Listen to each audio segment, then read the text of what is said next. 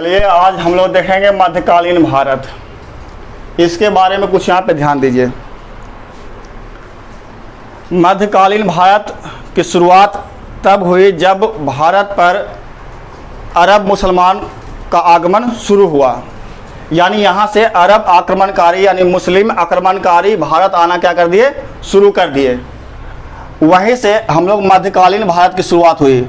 यानी ancient history यहाँ से खत्म हो गया, अब यहाँ से आ गया मीडिएवल हिस्ट्री यानी मध्यकालीन भारत। तो ध्यान दीजिए, सबसे पहले मुस्लिम आक्रमणकारी जो आया था मोहम्मद बिन कासिम। सबसे पहले मुस्लिम आक्रमणकारी कौन आया था? मोहम्मद बिन कासिम। सबसे पहले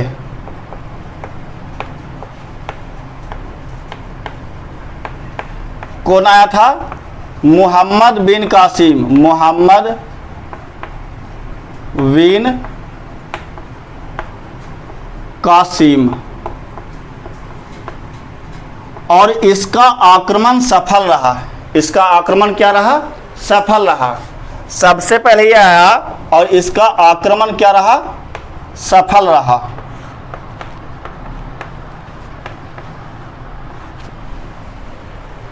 मध्यकालीन भारत में सबसे पहले मुस्लिम आक्रमणकारी मोहम्मद बिन कासिम आया था और यह 712 ईस्वी में आया था। कितना में आया था? 712 ईस्वी में। और इसका आक्रमण क्या रहा? सफल रहा। अब ध्यान दीजिए, ये मुस्लिम लोग जो उस समय शुरुआत में आए इधर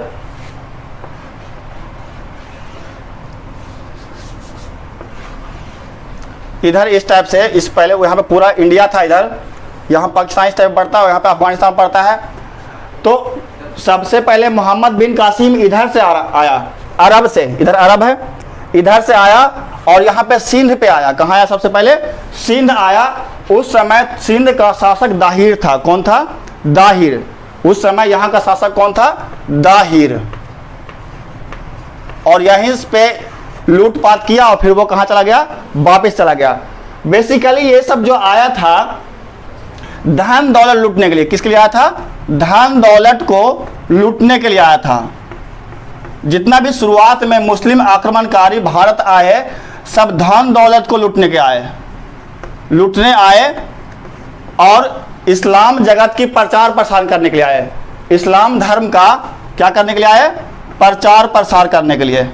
इस्लाम धर्म का ये दो कारण से भारत आते थे, एक तो धन दौलत लूटने और दूसरा इस्लाम धर्म का प्रचार प्रसार करने। प्रचार प्रसार करने। अब ध्यान दीजिए एक मुख्य बात कि ये सब धन दौलत लूटते क्यों थे? क्योंकि ये मध्य एशिया में अपना बहुत बड़ा साम्राज्य विस्तार करना चाहते थे। उसके लिए पैसे की जरूरत पड़ेगी। जब साम्राज्य विस्तार करेंगे तो उसके लिए क्या धन दौलत की जरूरत पड़ेगी। इसलिए उस समय इंडिया एक संपन्न देश था और यहाँ पे मुस्लिम आक्रमणकारी इसी के लिए आते थे और इस्लाम धर्म की प्रचार करने के लिए। तो देखिए यहाँ पे सबसे पहले कौन आया? मोहम्मद बिन कासिम आया 712 ईस्वी में और ये सिंध पे आया। कहाँ आया? सिंध आया और यहाँ से ये वापस चला गया। उस समय सिंध का शासक कौन था? दाहिर। और ये बेसिकली आया था धन दौलत लूटने के लिए और इस्लाम धर्म की प्रचार प्रसार करने के लिए। उसके बाद ये चला गया वापस। उसके बाद क्या हुआ? ये वापस चला गया। अब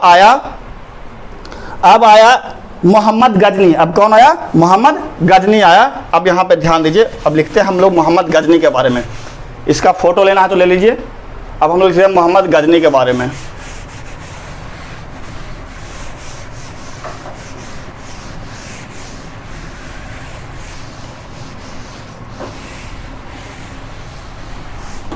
अब हम लोग पढ़ेंगे मोहम्मद गजनी के बारे में। यहाँ ध्यान दीजिए,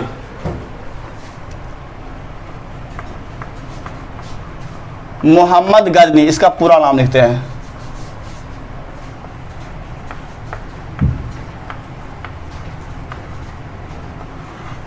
मोहम्मद गजनी।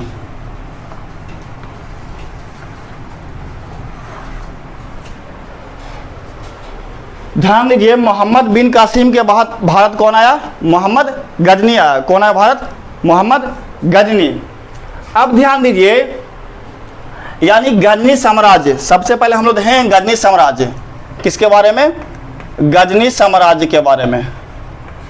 गजनी साम्राज्य, मोहम्मद गजनी कहाँ से आया था? गजनी से आया था। तो सबसे पहले हम लोग गजनी के बारे में थोड़ा पढ़ लेते हैं। गजनी साम्राज्य, देखिए गजनी साम्राज्य की स्थापना अलपतगिन ने किया था। किसने किया था? अलपतगिन। गजनी साम्राज्य की स्थापना किसने किया था? अलपतगिन ने। यानी संस्थापक जो हुआ, संस्थापक ये कौन हुआ? अलपतगिन। अलपतगिन कौन हुआ? अलपतगिन। गजनी साम्राज्य के संस्थापक कौन बना? अलपतगिन। इसके बाद जो आया इसका दामाद, इसके बाद कौन आया? इसका दामाद था और इसका गुलाम भी था। अलपतगिन का दामाद था और इसका गुलाम भी था। दामाद और गुलाम कौन था? सुबुक्तगिन। कौन था? सुबुक्तगिन। गजनी साम्राज्य की स्थापना किसने किया? अलपतगिन ने। किसने किया? अलपतगिन ने। और अलपतगिन का दामाद और गुलाम कौन था? सुबुक्तगिन। कौन था? सुबुक्तगिन।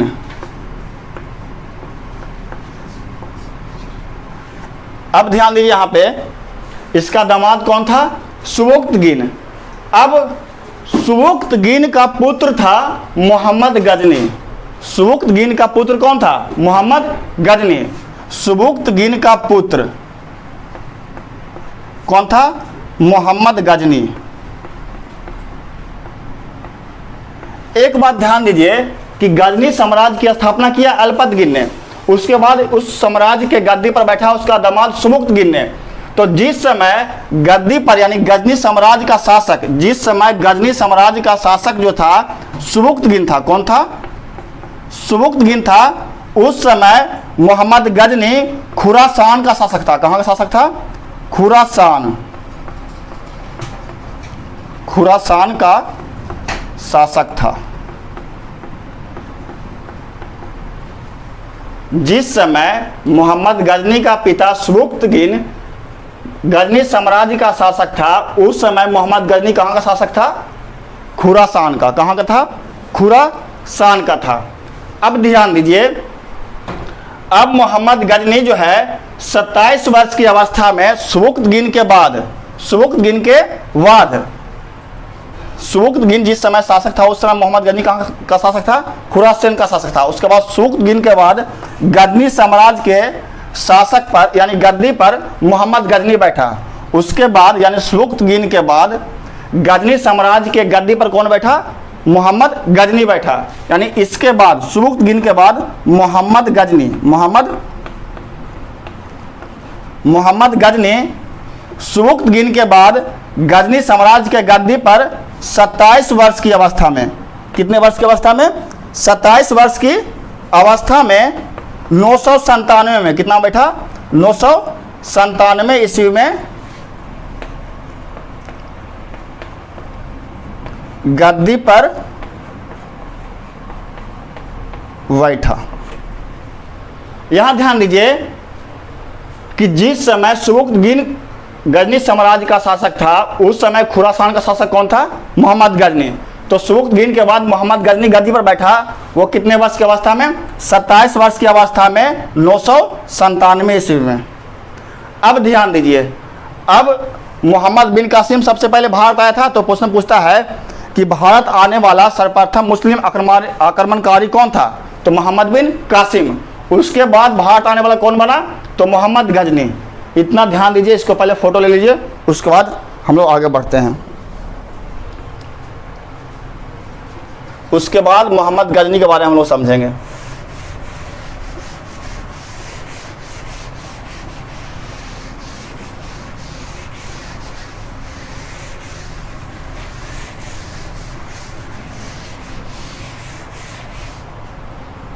चलिए ध्यान दीजिए यहां पे, अब आया मोहम्मद गजनी भारत आता है यहां पे आक्रमण करने के लिए। तो सबसे पहले भारत, यानी पहली बार भारत, सबसे पहले नहीं, यहां लिखते हैं पहली बार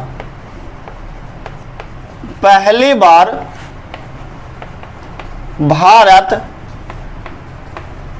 मोहम्मद गजनी 1001 ईस्वी में आया था। कितना ईस्वी में?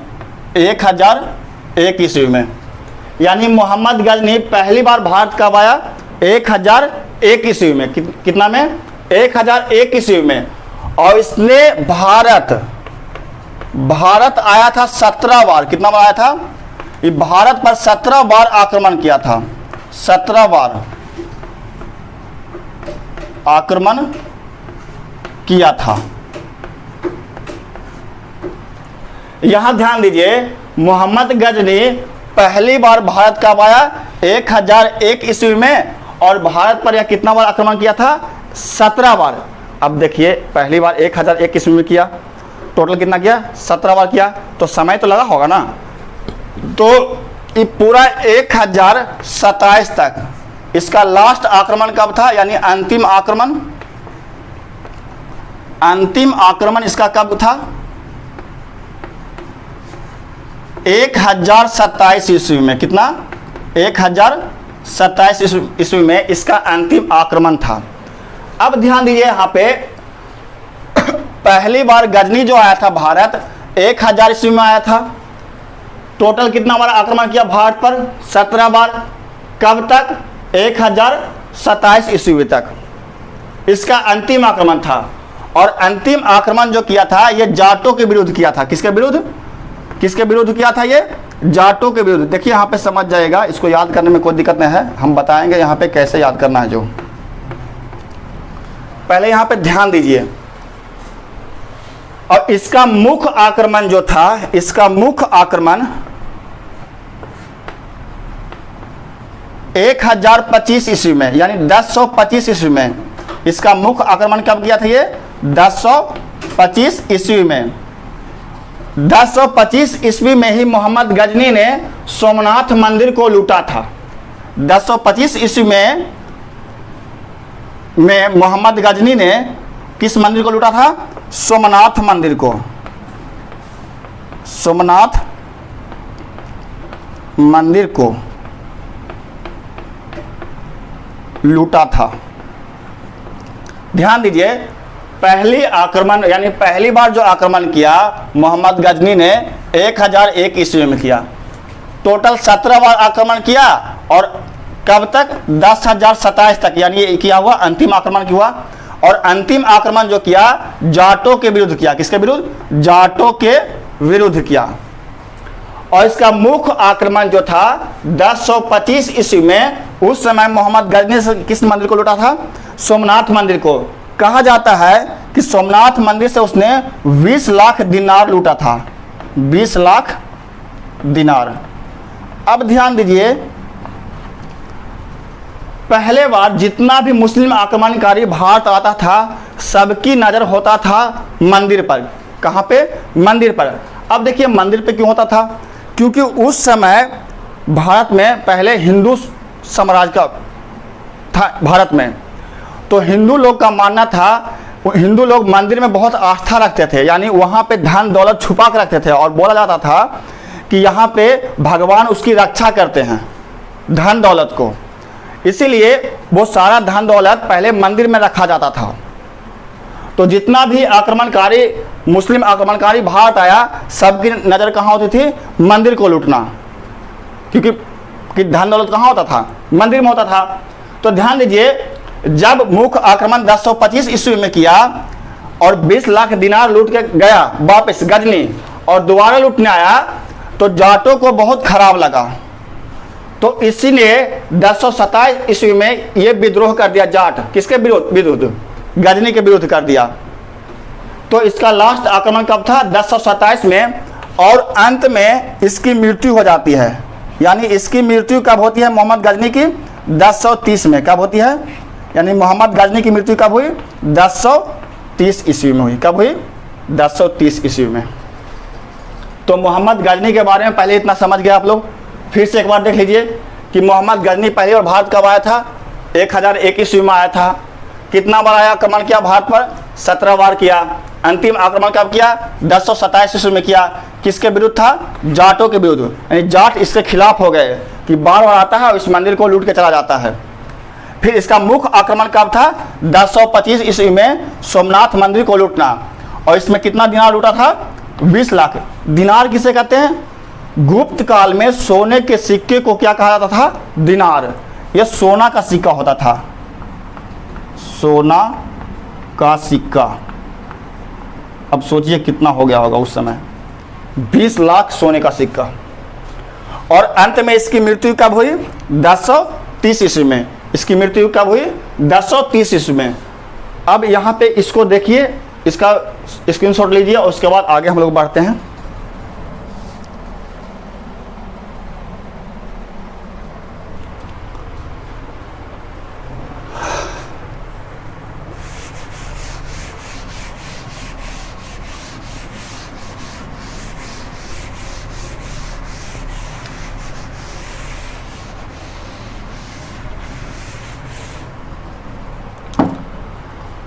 अब ध्यान दीजिए, मोहम्मद गजनी बहुत बड़ा शासक था, तो इसके दरबार में बहुत सारे मुख्य व्यक्ति रहते थे।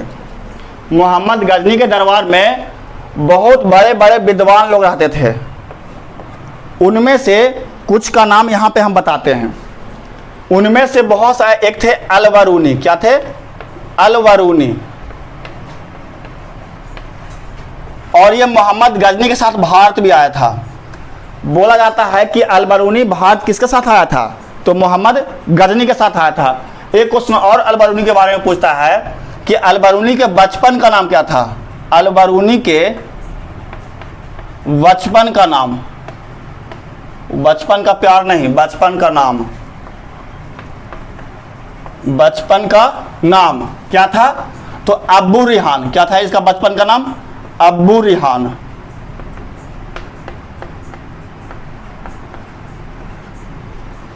अल-बरूनी के बचपन का नाम क्या हुआ? अब्बू रिहान। अल-बरूनी किसके दरबार में रहता था? गजनी के दरबार में। उसके बाद एक थे फिरदौसी। एक क्या थे? फिरदौसी। इन्होंने एक बुक लिखा था, शाहनामा। शाहनामा का लेखक कौन है? फिरदौसी। कौन थे? फिरदौसी। शाहनामा के लेखक कौन हुए? फिरदौसी। और एक इनके दरबार में रहते थे उत्तबी। कौन रहते थे? उत्तबी। और एक थे फरूखी। एक कौन थे? फरूखी। तो ये 4 महान व्यक्ति मोहम्मद गजनी के दरबार में रहते थे। यानी ये लोग कहाँ थे? मोहम्मद गजनी के दरबार में रहते थे। कौन लोग? अल-बरूनी, फिरदौसी, उत्बी और फरूखी। अल-बरूनी, फिरदौसी, उत्बी और कौन? फरूखी। अल-बरूनी के बचपन का नाम क्या हुआ? अब्बू रिहान। शाहनामा के लेखक फिरदौसी। अब यहाँ पे मोहम्मद गजनी की मृत्यु कितनी हो गई थी? 1030 ईस्वी में। अब मोहम्मद गजनी क्या हुआ? खत्म। अब भारत आया कौन? मोहम्मद गौरी। अब भारत कौन आया? मोहम्मद गौरी आया। तो अब हम लोग पढ़ेंगे मोहम्मद गौरी के बारे में। अब हम लोग क्या पढ़ेंगे? मोहम्मद गौरी के बारे में।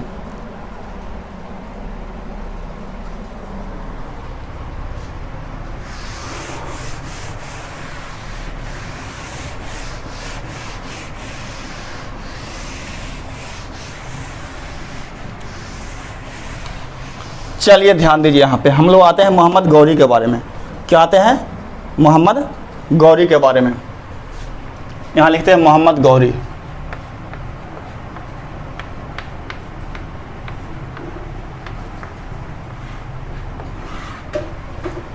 हालांकि मोहम्मद गौरी के बारे में तुम लोगों को कुछ बताए थे आप लोगों को पिछले वीडियो में, तो ध्यान दीजिए, अगर नहीं देखे तो देख लीजिएगा। मोहम्मद गौरी गजनी साम्राज्य के गद्दी पर 1173 में बैठा। कब बैठा? गजनी साम्राज्य के गद्दी पर मोहम्मद गौरी गजनी साम्राज्य के गद्दी पर 1173 में बैठा। कहाँ बैठा? 1173 ईस्वी में बैठा। अब ध्यान दीजिए, इसने पहली बार 1175 में भारत पर आक्रमण किया था। क्वेश्चन पूछे यार कि मोहम्मद गौरी भारत पर पहली बार आक्रमण कब किया था? तो 1175 में, यानी पहली बार आक्रमण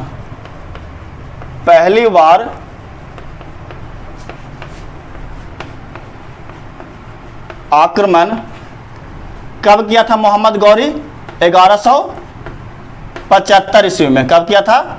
1175 ईस्वी में। कहाँ? मुल्तान में। कहाँ किया था? मुल्तान में। मुल्तान कहाँ पड़ता है? आज के पाकिस्तान में पड़ता है। आज के कहाँ पड़ता है? पाकिस्तान में। और पहले कहाँ पड़ता था? भारत में। मुल्तान वही जहाँ मुल्तानी मिट्टी, नाम सुने होंगे। यहाँ पे चिकनी मिट्टी का, यहाँ पे बहुत बड़ा उद्योग यहाँ पे होता है, मतलब काम किया जाता है चिकनी मिट्टी का। अब ध्यान दीजिए, दूसरी बार ये भारत पर आक्रमण किया, दूसरी बार 1178 में। कब किया? दूसरी बार भारत पर जो आक्रमण किया कब किया? 1178 ईस्वी में। उस समय यहाँ का शासक था भीम द्वितीय। कौन था उस समय यहाँ का शासक? भीम द्वितीय। उस समय यहाँ का शासक था भीम द्वितीय। ऐसे बोला था उस समय वो शासक था पाटन का। कहाँ का था शासक? पाटन, गुजरात का। कहाँ का? पाटन, ऐसे लिखते हैं, पाटन गुजरात का शासक कौन था? भीम द्वितीय। तो दूसरी बार आक्रमण किया 1178 से मोहम्मद गौरी, तो उस समय भीम द्वितीय ने इसको बुरी तरह हराया था। किसको? मोहम्मद गौरी को। तो यहाँ पे क्वेश्चन आता है कि पहली बार मोहम्मद गौरी को किसने हराया था? तो यहाँ पे क्वेश्चन फंसता है। कोई बच्चा मारता है पृथ्वीराज चौहान, जबकि पहली बार मोहम्मद गौरी को किसने हराया था? भीम द्वितीय ने। पहली बार मोहम्मद गौरी को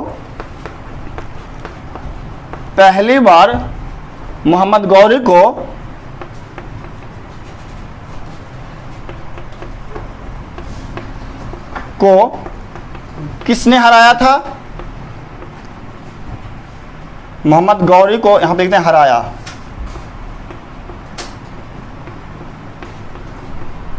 भीम द्वितीय ने। किसने हराया? भीम द्वितीय ने, और इसको बुरी तरह से पराजित किया। और फिर जब ये हार गया तो फिर कहां चला गया? ये वापिस चला गया। कहां चला गया? वापिस। तो यहां पे ध्यान दीजिए, भीम द्वितीय उस समय कहां का शासक था? तो पाटन गुजरात का। कहां का था?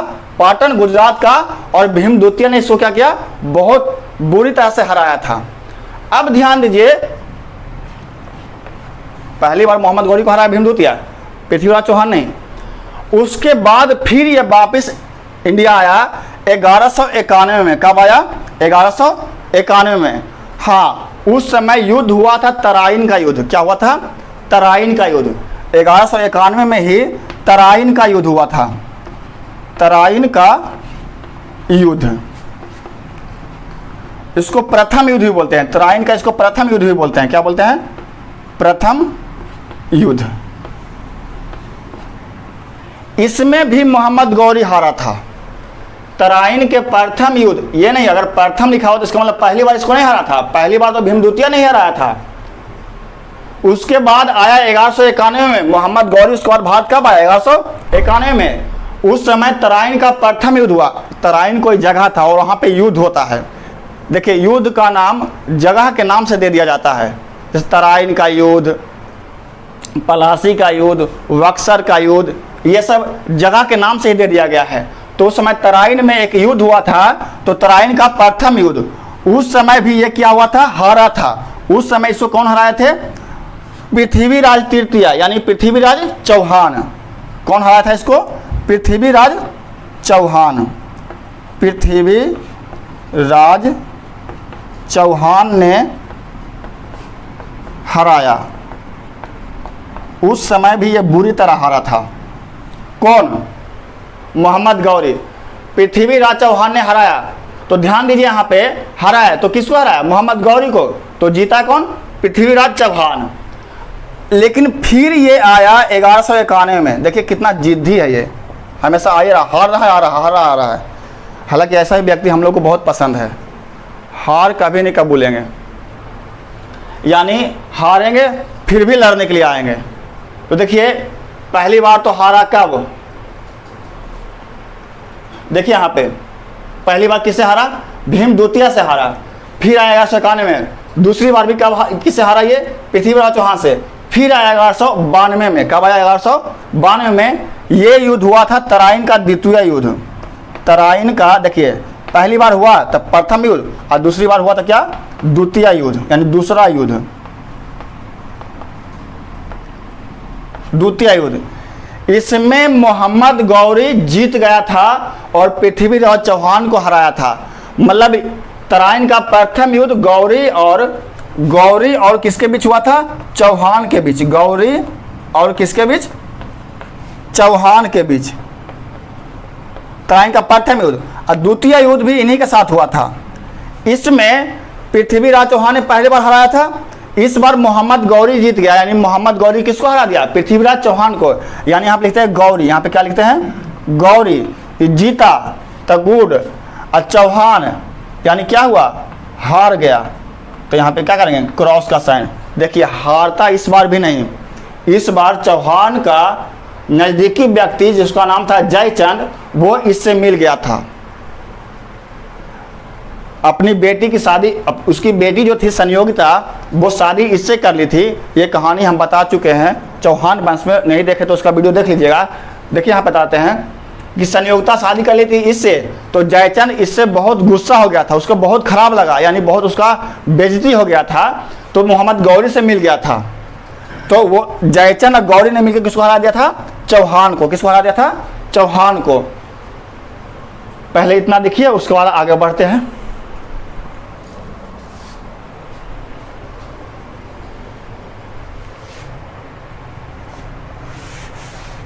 पहले इसको लिखिए आप लोग।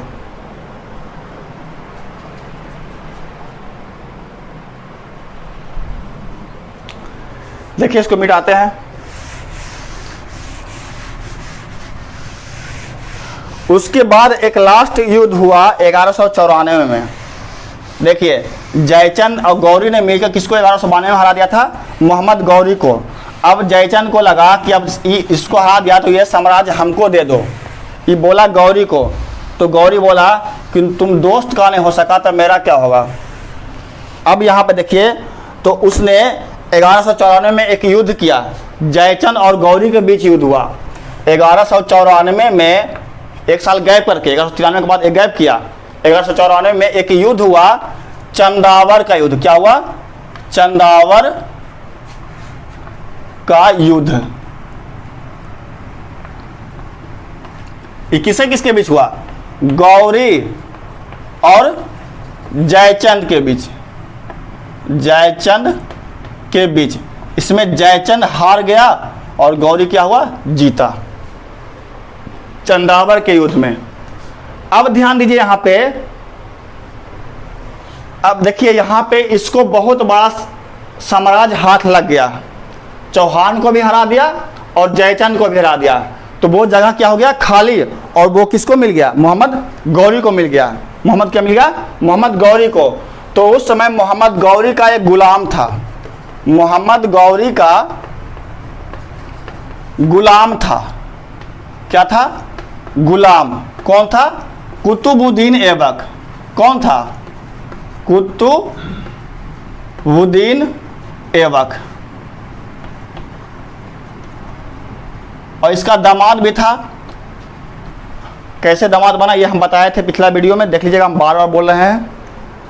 वहाँ पे एक चैनल, मेरा चैनल पे वो वीडियो मिल जाएगा। चैनल का नाम नहीं पता है तो ध्यान दीजिए, मेरा चैनल का नाम है एडू एग्जाम, उसको सब्सक्राइब कर लीजिएगा, सारा वीडियो वहाँ पे मिल जाएगा। चलिए ध्यान दीजिए, तो मोहम्मद गौरी का गुलाम कौन था? कुतुबुद्दीन ऐबक। तो क्या हुआ कि कुतुबुद्दीन ऐबक इसका दामाद था, यानी इसकी बेटी से प्यार किया था और शादी भी कर लिया था। तो ये तो गुलाम था, तो इसके पास जगह होगा नहीं, तो अब अपने विजित प्रदेश को कुतुबुद्दीन ऐबक को सौंप दिया भारत में। किसमें? भारत में। तो वही बोला जाता है कि भारत में साम्राज्य स्थापित करने वाला प्रथम मुस्लिम शासक कौन था? तो कुतुबुद्दीन ऐबक था, जो गुलाम वंश की स्थापना किया, क्योंकि ये क्या था? गुलाम था। क्या था? गुलाम था। अब देखिए मोहम्मद गौरी की मृत्यु हो जाती है, इसकी क्या होगी? मृत्यु होगी। क्या होगी? मृत्यु 1206 में। कब हुई? 1206 में। तब कुतुबुद्दीन ऐबक ने 1206 ईस्वी में ही गुलाम वंश की स्थापना किया। किसका स्थापना किया? गुलाम वंश का स्थापना किया। और इसने अपनी राजधानी कहाँ बना ली? लाहौर। कहाँ बनाई राजधानी?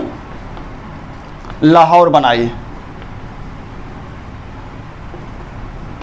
लाहौर। अब ये बात गुलाम वंश के बारे में हम लोग को आगे पढ़ना है। क्या पढ़ना है? गुलाम वंश के बारे में आगे पढ़ना है। तो हम लोग अगले वीडियो में क्या पढ़ेंगे? गुलाम वंश। यह आपको पता चल ही गया। तो ध्यान दीजिए, मोहम्मद गौरी की मृत्यु कब हुई? 1206 ईस्वी में। कब हुआ? 1206 ईस्वी में। अब ध्यान दीजिए एक बात कि आज बस इतना ही, जितना भी बताते हैं उस सारे बात को कॉपी पे नोट कीजिए, और पहले एक बार इस वीडियो को देख लीजिए और दूसरी बार कोई बुक लेके उसके पढ़िए, ज़्यादा याद होगा। और जहाँ भी छूटे फिर से वीडियो देख के उसको फिर से पढ़िए। एक बार देख लीजिएगा, एक बार पढ़ लीजिएगा, तो गारंटी है कि पूरा याद हो जाएगा। समझ रहे हैं ना? चलिए ध्यान दीजिए। तो आज बस इतना ही। अगर वीडियो अच्छा लगे तो लाइक और सब्सक्राइब जरूर कर दीजिए। Thank you.